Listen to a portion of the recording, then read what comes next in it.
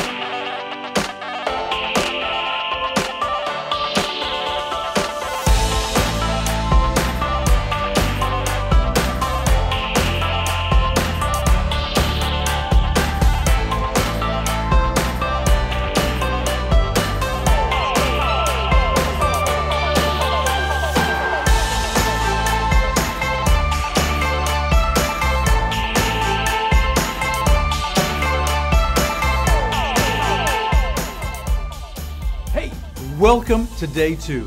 I'm sure yesterday you probably had so much information that you learned about that it was kind of confusing. That's okay. Day 2's today, and you're going to get a lot more information. Make sure you pay close attention to all of the lessons, all of the videos, and if you have one of the packages at home, do all of the crafts and everything in the activity pages, because that's going to help you understand as we keep going on in day 2.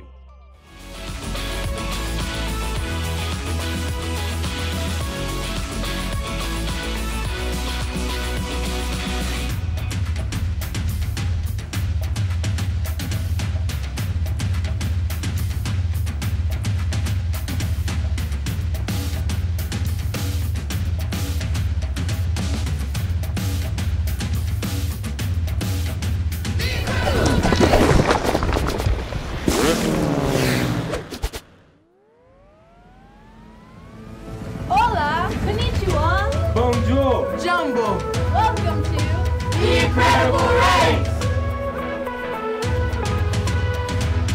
Ready, set, here we go. Heading out around the globe. Sights to see, things to know. The Incredible Race. Texas to Timbuktu. Follow us back to a building crew. The great big story of me and you. The Incredible Race. We've got a whole world to see. The Incredible Race. So won't you come with me? The Incredible Race.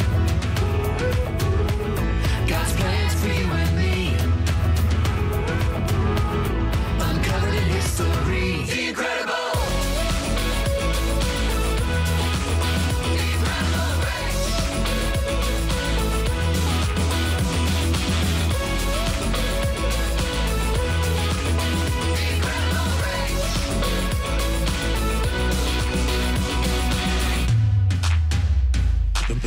mountain high, the valley low, carrying the gospel as we go. Sights to see, things to know, the incredible race. On the journey, it's plain to see just how different we can be. But we're all one big family, the incredible race. We've got a whole world to see, the incredible race. So won't you come with me, the incredible race. God's plans for you and me, uncovered in history, the incredible.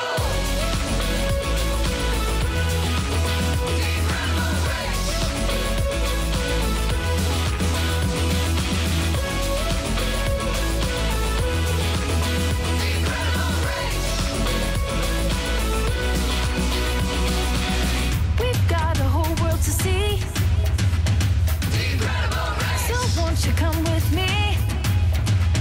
The incredible race. We've got a whole world to see. So won't you come with me? We've got a whole world to see. The incredible race.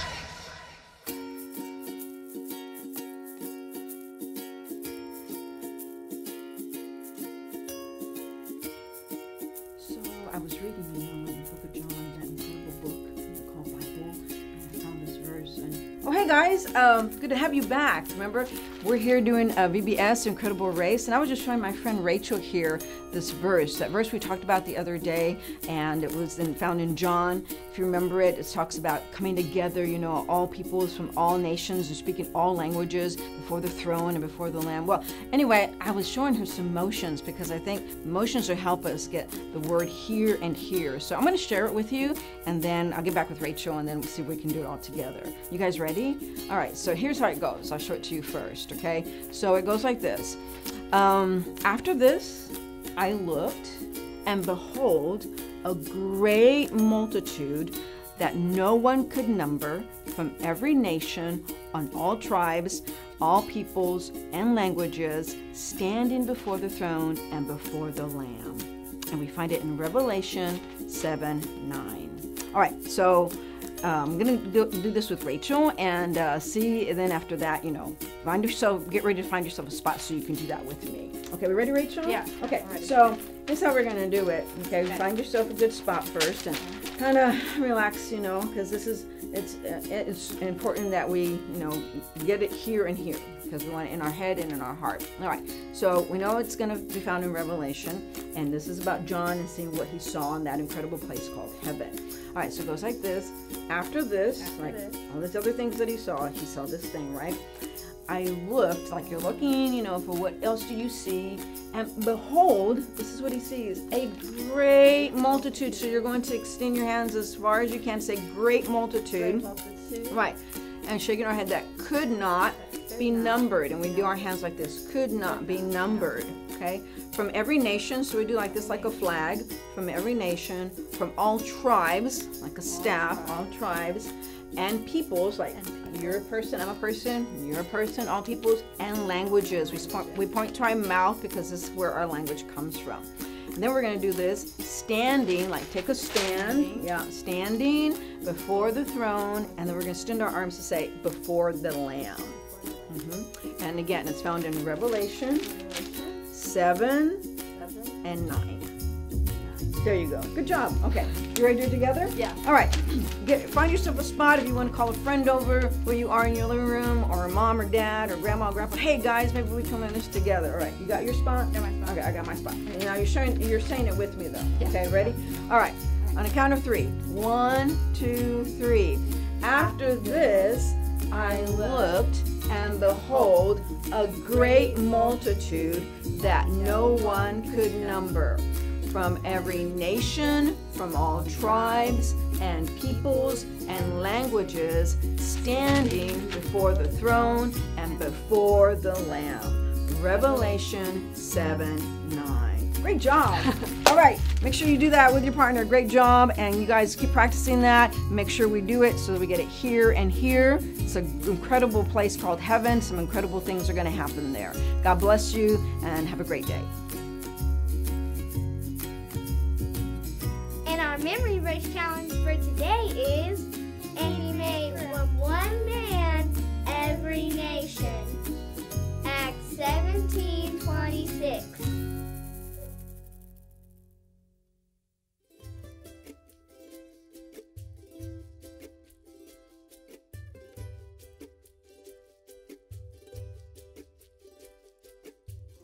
All right, Hope Explorers, today we'll be meeting a boy from the country of Kenya all the way in Africa. His name is Tambo. Tambo lives in a small hut with his mom, his aunt, and all their children. Tambo's father had to leave the village to look for work. So Tambo helps his mom carry water every day, a very long way. They don't have much food. So Tambo and the other children go to bed hungry almost every night. A child like Tambo doesn't get enough food. Where's the hope? When pastors and volunteers bring food to Tambo's family, they also tell them about how Jesus hears their prayers and cares about their needs. Knowing that God hears their prayers gives them hope. Hey kids, I am back with another fun fact. This one is about the continent of Asia. Did you know that that continent is home to the world's largest mountain? You know what it is? You guessed it, Mount Everest. It stands at just over 29,000 feet tall. But that's not good enough for the mountain, because every year it continues to grow about 4 millimeters. That's probably about that big. Every year it grows by that much. That is so cool. Well, hey, we just want to give you another encouragement today. We're still raising money for Boys and Girls Missionary Challenge. We really want to make sure that you're putting coins and dollar bills in the box that came in your kit for VBS. Make sure your parents get it to the church. Hey, thank you guys for raising money for missions.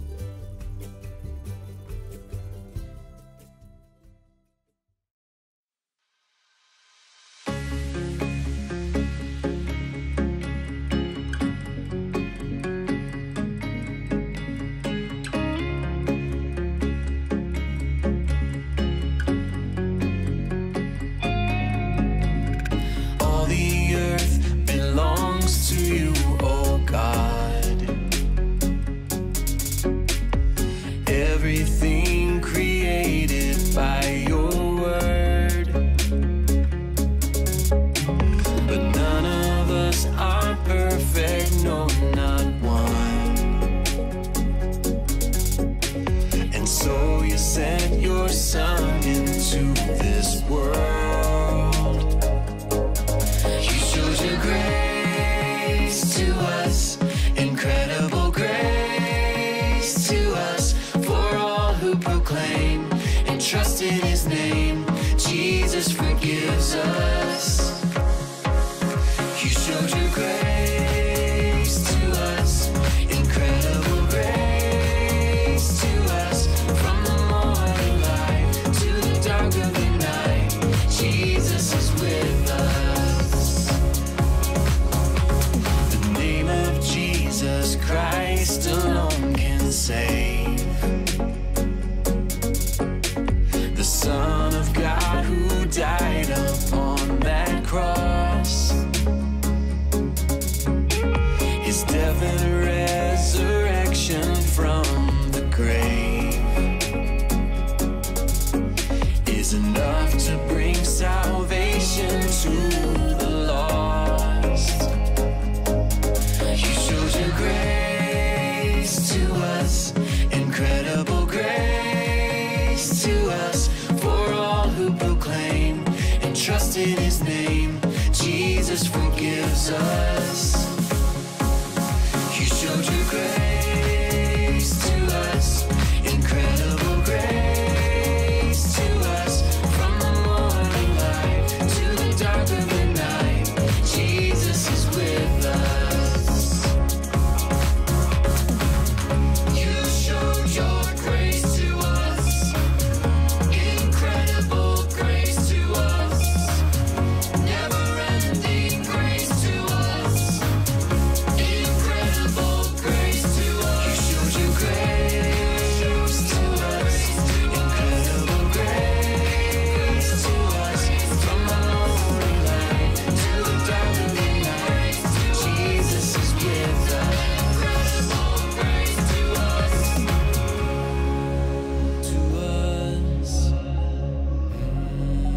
to us, incredible grace.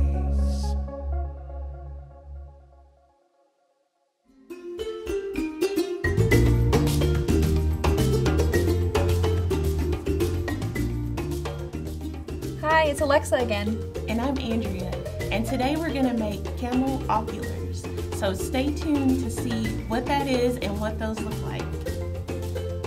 The supplies that you'll need for the camel oculars from your box are paper towel tubes, your camel pattern, yarn, wiggle eyes, Glue, a pair of scissors, colored pencils, or markers. The first step is to color our camel friend and decorate him however you want. So take your colored pencils or your markers and go ahead and color him.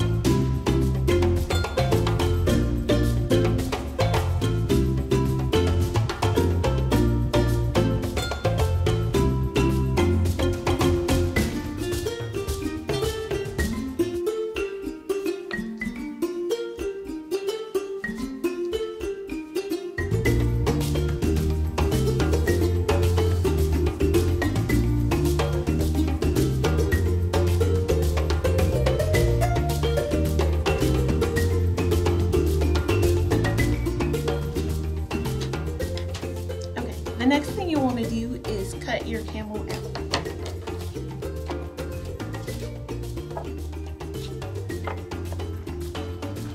Be sure not to cut along the black line, just leave that there. So you're just going to cut around the white part.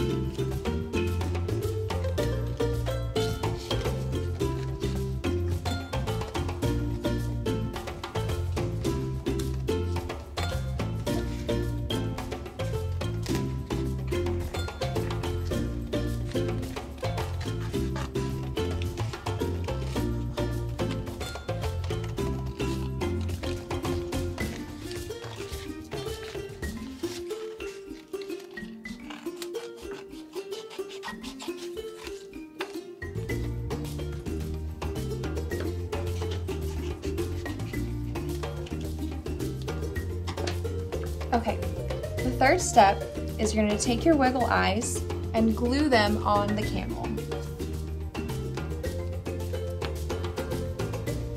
Take glue.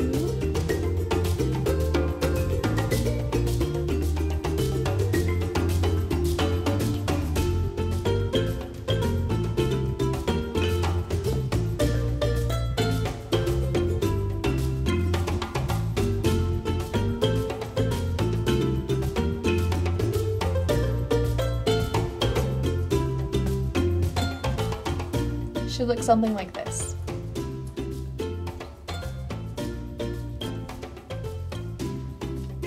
Afterwards, you're going to take the camel and fold it in half along this black line.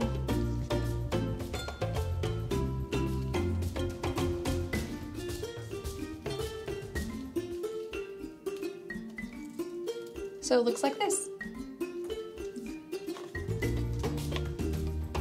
Next, you're going to take your 2 paper towel rolls, and with the holes on the side facing you,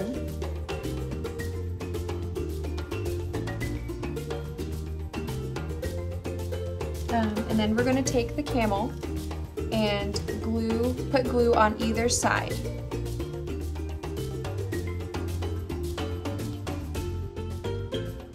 So on the left side, we'll take the paper towel roll with the hole punched facing out and put the camel in between.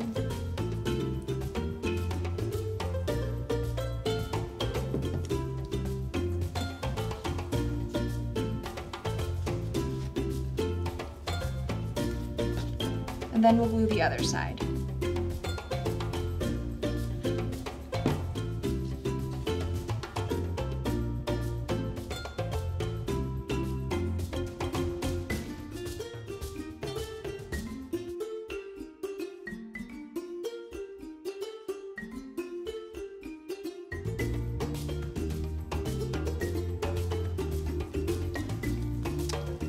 and then you want to take a little bit of glue and put it at the top of your camel's head and a little dab of glue at the hump of your camel's hump.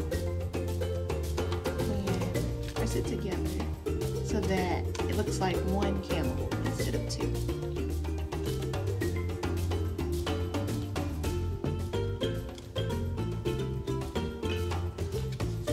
Should look like this. Then the final step is to take the string and put it through the holes of the paper towel tube.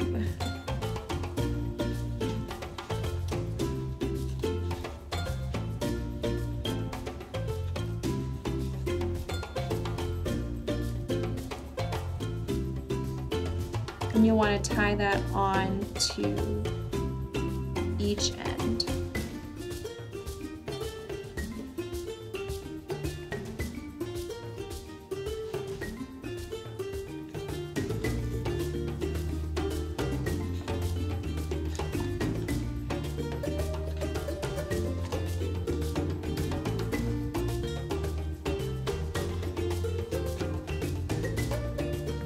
And there you have it.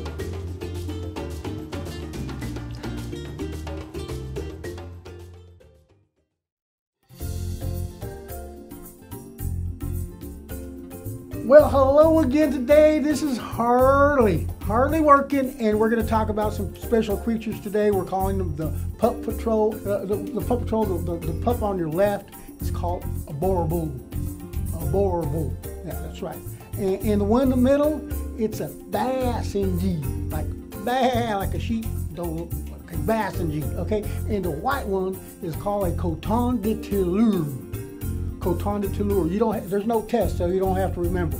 That's okay. So we got three different kinds of puppies there, right? Yeah. So the Boerboel, God gave the Boerboel a dark skin under their fur. So this helps protect them from the hot African sun. And the Basenji, well, is a dog that lives in Africa for a long time. I mean, there's even pictures of him with the Egyptians in the hieroglyphics. You know those old-timey pictures where they look funky on the walls? Yeah, well, they had some Basenji in those pictures. So they've been there a long time. It's also known as a dog that don't bark. My neighbor would like that if I had a dog that didn't bark. But anyway, so the Basenji is known to don't bark, but it does make noise. But it's kind of funky. It's kind of like from up in the mountains. It sounds like a yodel. I ain't gonna yodel, don't worry. So, but that's the noise it sounds like. And God gave the Basenji a curled tail, okay? But when it runs, because dogs run, right? Yeah. So when it runs, it goes straight to help them balance, okay? And that helps them better balance when they're running. Now, the Coton de Turlure, the Coton de Turlure, okay, it's a pretty little dog. These cute little guys, they were believed to survive a shipwreck off the coast of Africa, and they ended up on the nearby island called Madagascar. Okay, so that's our pup patrol. Now these pups, they look different from each other, don't they? And one has short brown hair, and then one has pointy ears, and the other one's white fluffy. But I think we'd all agree that they're still dogs, right? Because a dog's a dog. Even if they look a little bit different from each other, I bet your buddy's dog don't look like your dog, but they're both dogs, right? And our animal pals remind us that dogs are dogs and people are people, right? Yeah, even though we look a little different, we're all the same. We look different from each other, but we're still all people, precious to God. And we're made in His image, and we're all part of the same human race. Now, let's check out Jamal, our Arabian camel. Jamal means camel in Arabia, right? Arabian camels, they live in part of Asia called the Middle East. That's where the Tower of Babel was built, all right? So Arabian camels, they may look a little funky, a little weird, a little strange, but they're truly amazing creatures made by God. Did you know that Arabian camels, they have one hump on their back? Guess what's inside that hump? Fat. That's right, that's fat. And this fat is used to give them energy when it comes to that comes really handy when they're going across the desert. You know, it's like food for them. It's kind of like having like a picnic basket or a cooler of food while you're on a trip. Yeah, because God's designed these bodies, they have thrived. That means they did really, really good in the desert with their built-in food source. Now, have you ever been really thirsty? Like, I really need some water. Well, God made camels special so they can go a long time without water. Wouldn't that be good? That you can go a long time? That'd be super handy for the long walks through the desert, right? Yeah, okay, so now I want you to pinch your nostrils. Yeah, like pinch your nostrils like that. You got it? Yeah, well, camels can do that without the fingers though. They can pull up in their noses like that so the sand don't get up in their nose. Don't you hate it when the sand gets in your nose? Well, camels don't have that problem. Not at all, not one bit. They can pinch their nose without using their fingers. Can you imagine that? Because God made them that way. And okay, blink a couple times. Yeah. Well, God made camels with long eyelashes so that the sand don't get up in their eyes. Pretty cool, huh? And then also He made them with big, strong lips. Lips like that, so they could. Because in the desert, there's very few plants and they're tiny and they're hard to get, but they got big, strong lips. So God made them special for the desert. And you remember the anaconda we talked about, how they had special coverings on their eyes, the see-through thing? Well, the camels kind of got the same thing, so they don't get sand in their eyes. Ain't that pretty awesome? So let me ask you another question. Have you ever walked outside on the driveway or the sidewalk when it's really hot? Without shoes? Well, it probably burnt your feet a bit and it was hot. Well, you know, God even made the camel, you know, when you walk on the sand and it's hot, it's bad. But He made them with big old feet with pads on the bottom so they can take that heat. So God really took care of the camel for him to be in the desert. Now, today we learned about what happened at the Tower of Babel, right? And Jamal the camel reminds us that God used that incident to move people all over the world. And maybe they even rode on camels like Jamal, and they loaded their supplies on them and they moved to the other parts of the world. See, because what happened at Babel and how the people scattered all over the earth, because of that, now that's why we have so many wonderful cultures all over the world.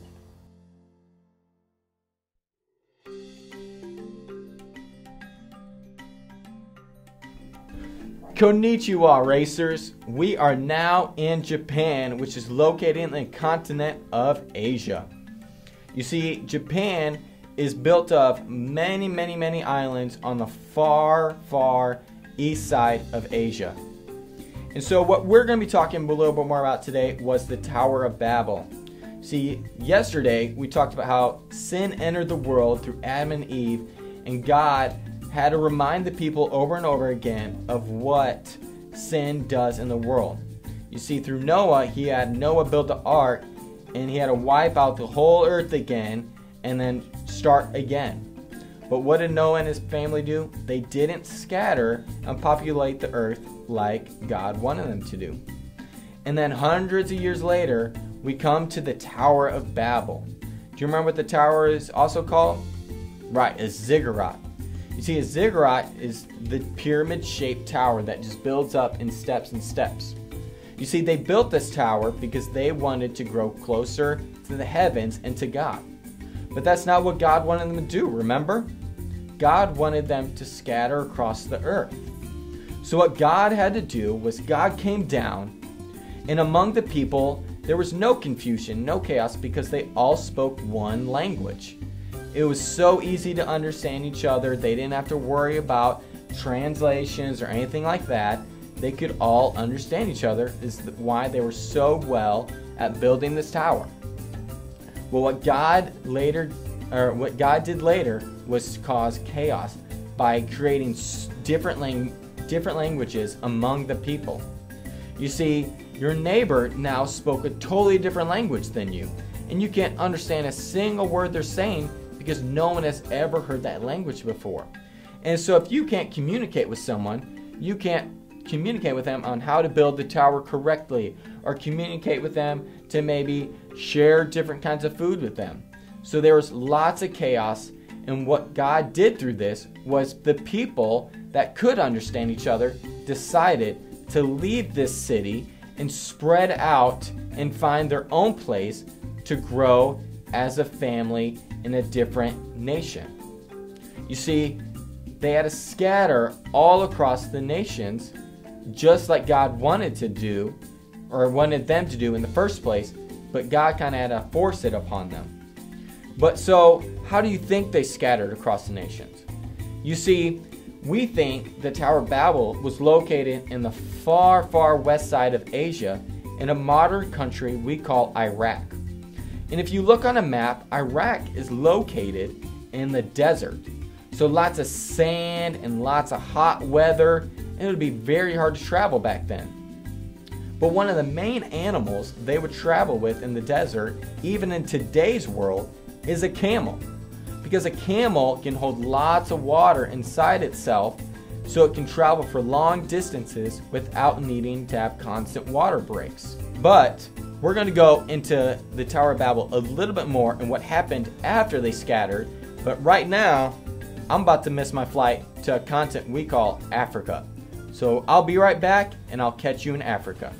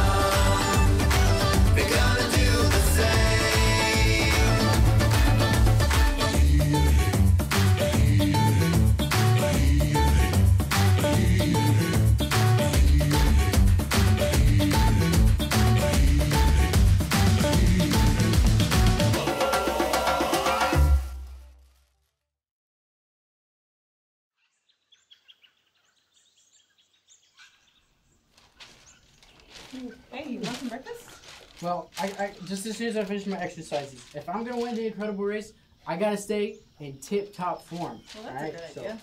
All right.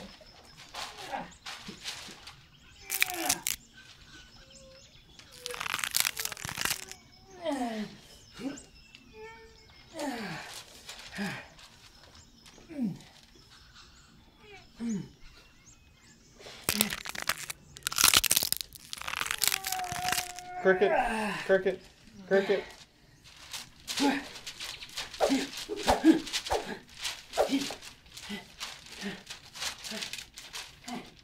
So, did you come up with that exercise routine yourself? Yeah. That's what I thought. So, do you want some breakfast now? Yeah, just as soon as I catch my breath. Well, all we have are prepackaged meals and some warm soda. Oh, that's perfect. I love processed foods. You know, I mean, we got potato chips, cheesy crackers, pretzels, cookies. I mean, as far as I'm concerned, that's your 4 basic food groups now. So, what should we talk about? The weather, most embarrassing moments. Oh, how to cure hiccups. How about you tell us more about this rat pyramid thing? You mean the ziggurat? No. Well, looks like we're somewhere around Guatemala, so I'd say that the Maya built it. What's the Maya? Oh, well, you see, the Maya were like an ancient people group who used to live here. Matter of fact, this step structure, ziggurat, or pyramid, they're found all over the world, in all different sorts of places. They think the idea actually came from the Tower of Babel. Wait, what? Tower of Babel? Uh-huh. Well, you guys don't know about the Tower of Babel? The super large tower that everyone built because no one decided to spread across the earth and multiply, and God came down and changed all the languages? What? You guys didn't go to Sunday school, did you? Yeah, we have no idea what you're talking about. Well, basically, a whole bunch of people built this huge tower back when there was only one language on the earth. So, what happened? Well, you see, basically, everyone came together and built this tower. The thing was, though, God told them to spread all across the earth and be fruitful and multiply. But they disobeyed God and decided to do otherwise. They wanted to stay together. They did not want to separate. And that wasn't very smart of him, was it? Nope. It's never a good idea to disobey God. Then what happened? Well, once this happened, God was very angry, and he came down. And when he did, he changed and confused all their languages. When everyone started speaking different languages, they could no longer work on the tower. So they decided to split up, just like God wanted them to in the very beginning. Wait, so we all used to speak just one language? Mm-hmm. But because of the Tower of Babel, now we all speak different languages. So there really was a time when there was just one language? Absolutely. Wow. So at one point, everyone spoke the same language, and then the next minute, there's just mass confusion. Exactly. It's a major turning point in history, too. Because of it, now we have different foods, and different skin colors, and different ethnicities, different accents. They all come from the Tower of Babel. It's pretty amazing.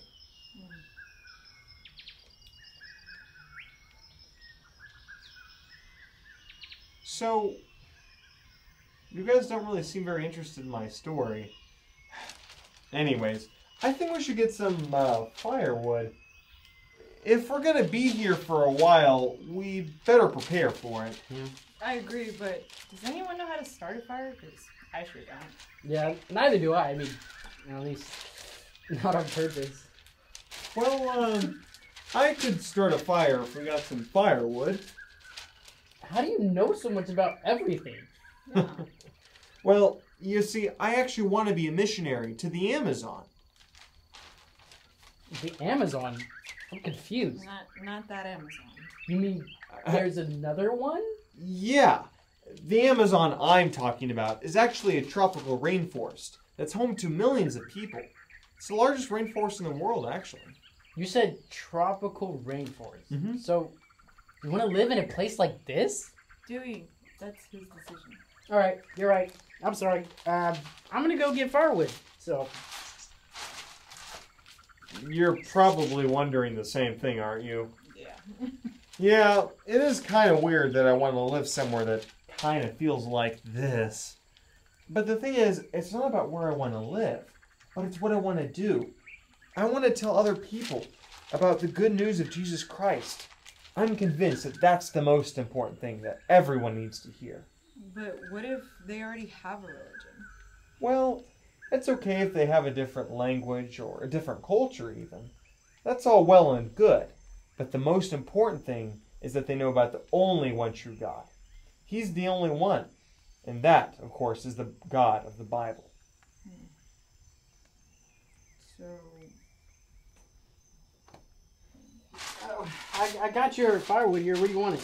Oh, right here is just fine. It's a good amount. All these vines. The jungle. Hey, it looks like one of the sticks is moving. If I wasn't wrong, it looks like a... Oh, that's so good. Well,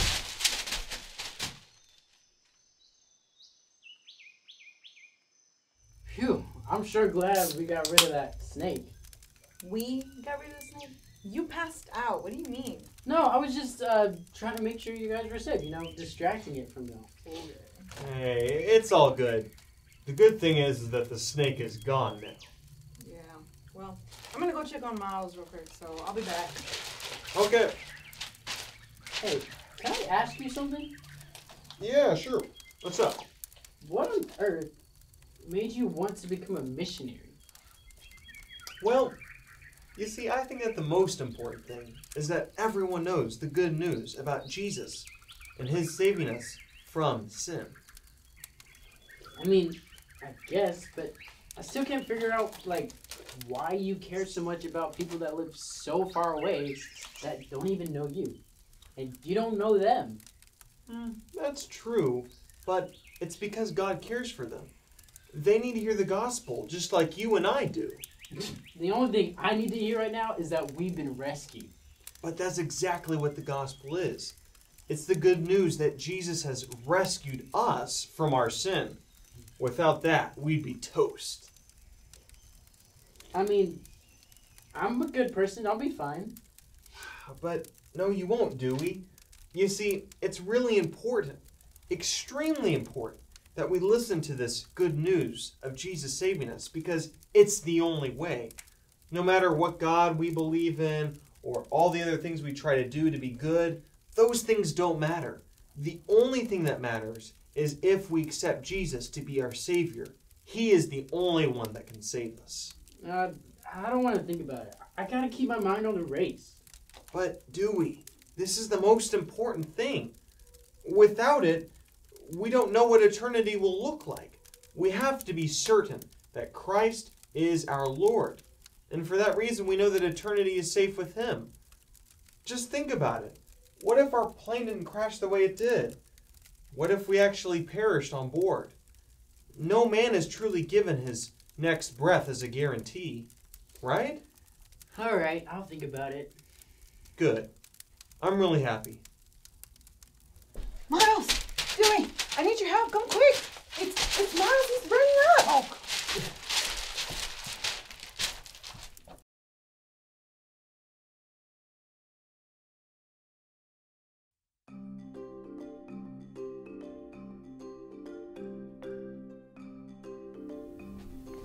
Jumbo Racers. If you don't know what the word jumbo means, that is saying hello in an African language called Swahili. You see, I just got on my flight from Asia, and we were kind of talking about the Tower of Babel and how God came down and confused the people with many, many different what? Languages. That's right.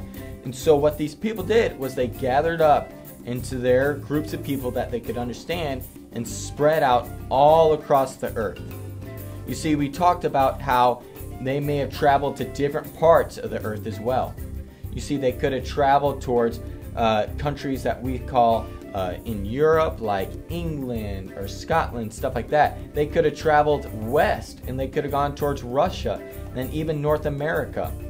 But you see, there's a sea between North America. How do you think they traveled there? That's right, a boat. You see, they could have gotten the knowledge from their ancestors that led all the way to Noah, because Noah built a what? A boat. You see, these people were really, really smart. They weren't people that didn't know lots of things. They were smart enough to build a tower. So they could have built different vehicles back then, like carts and stuff like that, to help them travel and scatter across the earth. You see, that's where we get different cultures. You see different cultures in different continents and different countries. You see how people eat different food than you. They may not like what kind of food you eat. They may not like Chick-fil-A. You see, different cultures may be different than us, but we need to remember where we came from. And that was all one place that led to the Tower of Babel. And then if you go back even further, that led back to Adam and Eve. So you see, there may be one race, but there's many different cultures in today's world now. And we even see that through the towers around the earth. You see, we saw the ziggurat in the tower located in Iraq. But if you travel all the way to North America in a country called Mexico, you'll find ziggurats there. If you travel a little further south in South America, you'll find ziggurats located in the country of Argentina and Brazil. And even more, if you locate other countries all around the earth, you'll find towers similar shapes to the Tower of Babel. You see, they used the knowledge and used their ancestors' knowledge to build architecture just like their ancestors did. You see, that's how we know we all come from the same place. It's because of the knowledge they obtained from their ancestors. It's a really cool thing and really cool idea, maybe trying different cultures' ideas. You may want to try some different food one day. Just how I talked about the different kinds of fruit located on the first day in South America. So I challenge you to try something else from someone else's different culture. So that may be different kinds of food, or maybe learning different ways to say hello, which we've been learning in our lessons and even in our skits. So that's my challenge for you. But right now, I have a flight to catch to another continent called Europe.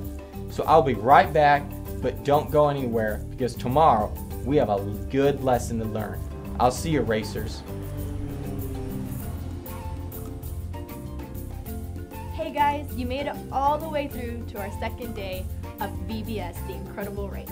So we're going to go ahead and just pray. Go ahead and close your eyes and bow your heads with me. God, help us today to obey you. We don't want to make a name for ourselves, but we want to make a name for you. Thank you for the many cultures and nations that we have, and help us remember we all came from you and that we are all one family. In Jesus' name, amen. All right, guys, so again, if you need prayer, go ahead and click that link in the description, and we'll see you tomorrow. Bye.